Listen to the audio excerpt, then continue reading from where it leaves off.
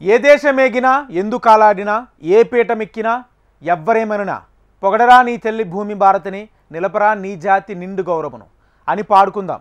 భారతీయ సంతతికి చెందిన యువత తన మూలాలను కట్టుబొట్టును సగర్వంగా ప్రదర్శించడంలో కొందరికి కంటగింపుగా మారింది. అమెరికాలో అత్యున్నత పదవికి ఎంపిక కావడం కొందరు జాత్యహంకారాలు మింగుడు పడడం లేదు. ఇంకేం ఆమెకు వ్యతిరేకంగా సోషల్ మీడియాలో కామెంట్స్ పెట్టేశారు. అదే సమయంలో అక్కడి అధికారులు ఆమెకు అండగా నిలిచారు. మధురా శ్రీధరన్ ప్రతిభా పాఠవాల కారణంగానే ఓయో స్టేట్ సోలిసిటర్ జనరల్గా ఎన్నికయ్యారని గుర్తు చేశారు.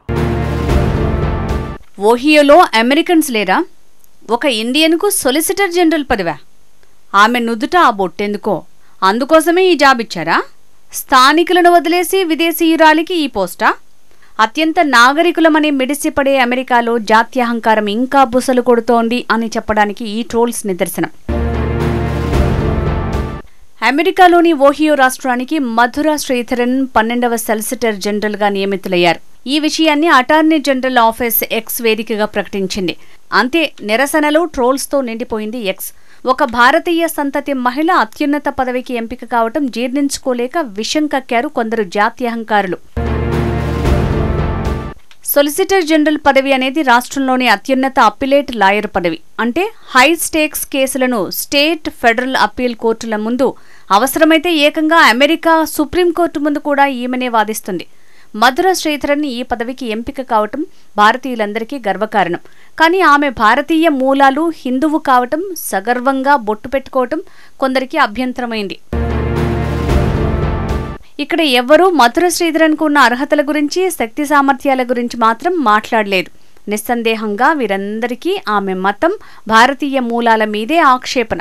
ఆమె పేరు, ఒంటి రంగు, పెట్టుకున్న బొట్టు మీద వ్యతిరేకతతో కామెంట్స్ పెట్టేశారు సోషల్ మీడియాలో. వీరిని తప్పుబట్టారు Ohio attorney general Dave Yost. Madhura చాలా బ్రిలియంట్, సొలిసిటర్ జనరల్ హోదాకు అన్ని అర్హతలు ఉన్న పర్ఫెక్ట్ అభ్యర్థి. ఆ బాధ్యతలను చక్కగా నిర్వర్తించగలరు కూడా. ఇవి కాక మిమ్మల్ని ఆమె పేరు, రంగు ఇబ్బంది పెడుతున్నట్లయితే ప్రాబ్లం ఆమెలో లేదు, మీ మెదళ్లలో ఉంది అని పోస్ట్ చేశారు. మధురా శ్రీధరన్ అమెరికన్ కాదనేది వీరి అపోహ. కానీ ఆమె అమెరికా సహజ పౌరసత్వం స్వీకరించిన వారికి జన్మించింది. అంతేకాదు, అమెరికా పౌరుడినే పెళ్లి చేసుకున్నారు. Madhura Sridharan Massachusetts institute of టెక్నాలజీలో electrical engineering and computer science post graduate.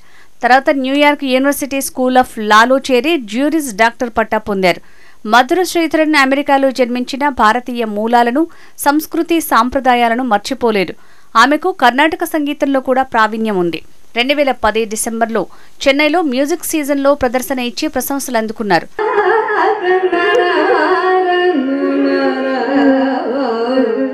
Madhura Sridharan ప్రస్తుతం ఓహియో డిప్యూటీ సొలిసిటర్ జనరల్గా పనిచేస్తున్నారు.